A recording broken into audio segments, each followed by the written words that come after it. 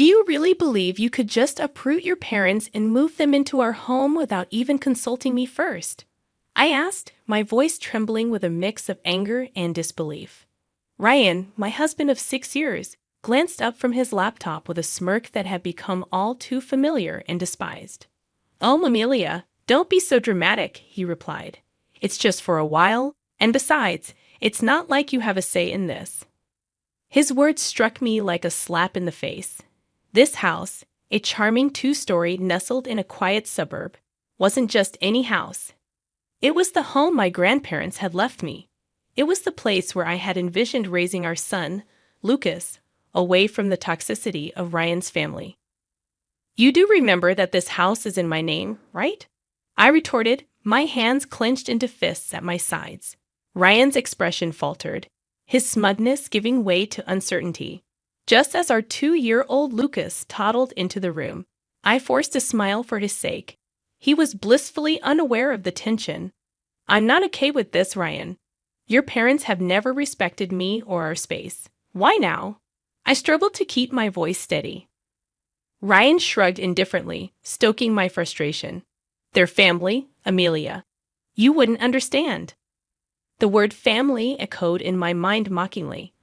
My own family, who ran a small but beloved coffee shop in town, had always been my sanctuary. The doorbell rang, interrupting our standoff. Through the peephole, I saw them. Ryan's parents, suitcases in tow, ready to invade our lives. "Fine, Ryan, let them in. But this isn't over," I hissed, handing Lucas to him before opening the door. "Amelia, darling," cried Ryan's mother, sweeping past me without a second glance. His father followed, a stern man who had barely acknowledged me since our wedding day. As they settled in, making themselves comfortable in my living room, I felt a sense of intrusion that was all too familiar. This was just the beginning, I realized. But as I watched them, something within me shifted. I was done being the compliant daughter-in-law bending to their whims. Retreating to the kitchen, my mind raced. This was my home, my sanctuary, and I was ready to fight for it. The following days turned into a blur of unwelcome changes. Ryan's mother, Elaine, had a way of making her presence known in the most suffocating manner. She rearranged my kitchen, criticized my parenting, and treated our home as if it were her own. "Lucas shouldn't be eating that, Amelia. It's not healthy," Elaine chided one morning as I prepared Lucas's breakfast. Returning a sharp retort, I felt the familiar sting of her judgment. "He's fine, Elaine. It's just cereal," I sighed, shaking my head. "In our house, we believe in a proper diet. You really should learn." Her comments were like needles, each one pricking at my patience. Ryan, as usual, was of no help, buried in his work and oblivious to the growing tension. One evening, as I put Lucas to bed, Elaine barked into his room. "He's still not sleeping through the night. You must be doing something wrong." Her words were a slap in the face, undermining my efforts as a mother. "I'm doing the best I can," I snapped, unable to contain my frustration. "Your best isn't good enough. Maybe if you had a real job and some structure in your life," she retorted. I felt the surge of anger. "This is my house, Elaine. You're a guest here. Don't forget that." Her laugh was cold and dismissive. "Oh dear, Ryan never mentioned how delusional you are. This is his house too, and as his mother, I have every right to be here." The following day, I reached my breaking point. I found Elaine in Lucas's room, going through his drawers. "What do you think you're doing?" I demanded, my voice trembling with anger. "I'm just organizing." "This room is a mess," she replied, not even bothering to look at me. "That's it. I want you out of my house now," I exclaimed, feeling a mix of fury and desperation. Elaine turned to face me, her expression one of mock surprise. "Your house? Oh, sweetie, you're just the wife. This is Ryan's house too, and he wants us here." I stormed out of the room, my mind racing with 1,000 thoughts. Ryan's betrayal, Elaine's intrusiveness, the way they dismissed my feelings. It was all too much. I had grown tired of being pushed around, weary of my home being invaded by people who had no respect for me. That night, as I lay in bed, a plan began to form in my mind. I was going to take back control of my life, my home, and my son's future. Ryan and his parents had crossed a line, and it was time for them to learn that I wasn't going to be their doormat any longer. The fight was just beginning, and I was ready. A few days later, Ryan dropped a bombshell during an already tense dinner. My parents need to stay with us longer. Their house is undergoing renovations, he said nonchalantly, as if it were the most natural thing in the world. I felt my blood boil. Longer, Ryan? We never discussed them staying in the first place, I objected. He shrugged, avoiding my gaze. It's just for a few more weeks. What's the big deal? The big deal is that your mother treats me like an intruder in my own home. I snapped, my frustration reaching its peak. Elaine, overhearing our conversation, chimed in with her usual condescending tone. Amelia, you're overreacting. We're family. You should be more accommodating. Their words echoed in my mind, fueling a growing resolve. I wasn't going to let them walk all over me anymore. It was time to fight back. The next morning, I called my brother Alex, who had always been my confidant. They're taking over my life, Alex. I can't take it anymore. I confessed, choking back tears. Alex's voice was firm and supportive. Amelia, you need to stand up for yourself. Don't let them bully you. It's your house, your rules. His words were the push I needed. I decided to confront Ryan, but this time I would be prepared. I gathered evidence of Elaine's overbearing behavior, the rearranged kitchen, the disrupted routines, her constant belittling comments. Confrontation day arrived. I waited until Elaine and Ryan were in the living room. We need to talk now, I announced, my voice steady despite the storm raging inside me. Ryan looked up, surprised by my tone. What's this about, Amelia? He asked. It's about your parents, Ryan. Their constant interference, their disrespect for my boundaries. It ends today, I declared, holding up my list of grievances. Elaine scoffed. This is ridiculous. We're just trying to help. Help by undermining me at every turn, by treating me like I don't matter in my own home. I countered, my anger palpable. Ryan shifted uncomfortably. Amelia, they're my parents. We can't just kick them out, he protested. No, Ryan, they're guests in my home, and they've overstayed their welcome. Either they leave, or I do with Lucas. I ultimatumed, my resolve unwavering. The room fell silent, the gravity of my words hanging in the air. I saw the flicker of realization in Ryan's eyes, but it was Elaine who spoke first. You wouldn't dare, she hissed, her facade slipping. Watch me, I retorted, my voice laced with determination. That night, Ryan's parents packed their bags. As they left, Elaine shot me a venomous look. You'll regret this, Amelia, she warned.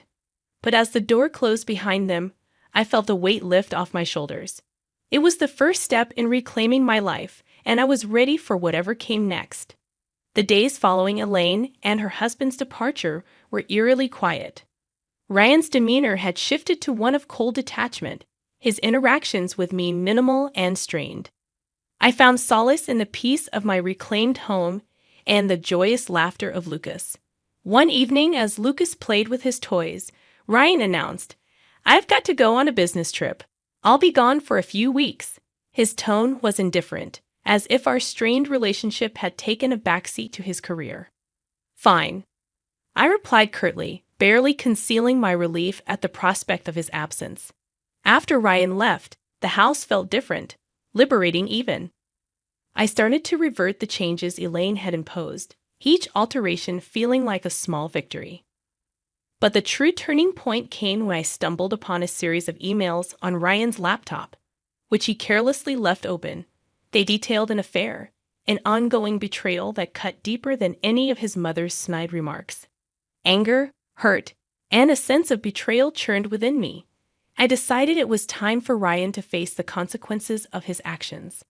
I began to meticulously plan my next moves, each step calculated to ensure that Ryan and his family paid for their deceit and manipulation.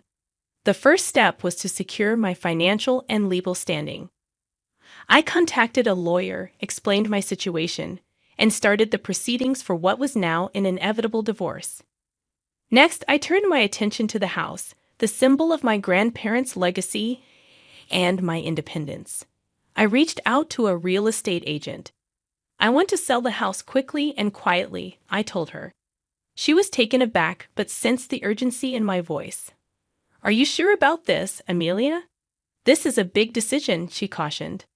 I've never been more sure of anything. I replied with a resolve born of betrayal and newfound strength. The house went on the market, and within days, offers began to roll in. The thought of Ryan returning to find his precious control stripped away brought a bitter satisfaction. In the midst of this, I reconnected with my family, drawing strength from their support. We're here for you no matter what, my father assured me as I watched Lucas play, innocent and unaffected by the turmoil. I made a silent vow to protect his happiness at all costs. Ryan's return loomed on the horizon, but I was no longer the woman he had left behind. I was ready to confront him, armed with the truth and a plan to reclaim my life. The day Ryan returned was marked with a tension that hung thick in the air. I had rehearsed this moment in my mind, envisioning every possible outcome. Yet my heart raced as I heard his key turn in the lock. Amelia, I'm home, Ryan called out, his voice echoing through the now unfamiliar space. I emerged from the kitchen, my posture rigid. Welcome back, Ryan. We need to talk, I announced. He glanced around, noticing the changes I had made. What's going on? The house looks different, he remarked. I didn't flinch. I sold the house, Ryan. It's no longer ours. His face contorted with disbelief. You did what? You can't just sell our house without telling me, he protested. It's my house, Ryan. And after what I discovered, I don't think you have a say anymore. I said my piece, my tone steady but laced with simmering anger. He scoffed, trying to regain his composure. What are you talking about? The affair, Ryan? I know everything, I revealed, watching as his facade crumbled. His attempt at denial was weak and short-lived. Amelia, it's not what you think, he pleaded. I think it's exactly what it looks like. You betrayed me, our family, I retorted, the hurt evident in my tone. Ryan's expression shifted from shock to anger. You're overreacting. We can work through this, he insisted. There's no we anymore, Ryan. I'll file for divorce, I declared, handing him the papers. The ensuing conversation was a blur of accusations and denials, but I stood my ground. The man I had married was gone, replaced by a stranger fueled by selfish desires. As he stormed out, vowing to fight the divorce, I felt a sense of liberation mixed with apprehension. I had taken the first step towards a new life, but the battle was far from over. In the following weeks, the reality of our situation became public. Ryan's parents, once so imposing and confident, were now caught in the crossfire of their son's indiscretions. Their attempts to contact me were met with silence. I had severed all ties, focusing solely on Lucas and the finalization of the divorce. The day of the court hearing arrived. Ryan looked defeated, the weight of his actions finally dawning on him as the judge granted the divorce and custody of Lucas to me. I felt a sense of justice. Ryan's plea for reconciliation after the hearing fell on deaf ears. You made your choice, Ryan. Now live with it, I said, turning away from him for the last time. The news of our divorce and Ryan's affair spread, affecting his reputation and relationships. His parents, once so proud and judgmental, were now shunned by those who had once respected them. As I walked out of the courthouse, holding Lucas's hand, I realized that this was not just an end but a new beginning. It was a fresh start for me and my son, free from deceit and manipulation. The future was uncertain, but it was ours to shape. Life after the divorce felt like emerging from a long, dark tunnel into the light. I had regained control, not just of the house, which was now sold, but of my life. Lucas, blissfully unaware of the adult complexities, thrived in the love and stability I provided. My days were busy but fulfilling, with my focus now on rebuilding our lives and managing the coffee shop, which had become my sanctuary. However, the shadow of Ryan and his parents lingered. One day, As I was closing the shop, Ryan appeared, looking disheveled and desperate, a stark contrast to the composed man I had once known. "Amelia, please, I need to talk to you," he pleaded, his eyes searching mine for a hint of the compassion that once existed. I hesitated, the sight of him stirring a mix of emotions. "What do you want, Ryan?" I asked, my voice tinged with embarrassment. "I can't afford the alimony and child support. I lost my job because of the scandal, and my parents, they broke too," he confessed. His words were like a cold splash of reality. "That's not my problem, Ryan. You made your choices, and now you have to face the consequences," I said firmly, closing the chapter of our shared past for good. As I walked away, leaving Ryan standing alone, I felt a sense of closure. The journey had been painful, filled with betrayal and heartache, but it had led me to a place of strength and independence. Life moved on. Lucas grew, his laughter and curiosity filling our home with joy. The coffee shop flourished, becoming a hub of warmth and community. As for me, I found contentment in the simple pleasures, the smell of fresh coffee, the sound of Lucas's giggles, and the support of friends and family. Ryan and his parents became distant memories, their legacy a cautionary tale of the consequences of betrayal and selfishness. My journey had taught me the power of resilience and the importance of standing up for oneself. As I locked the shop that evening, I looked up at the sky, its hues of orange and pink signaling the end of another day. I smiled, holding Lucas's hand tightly. Our future was uncertain, but it was bright. We were moving forward, one step at a time, into a new chapter of our lives.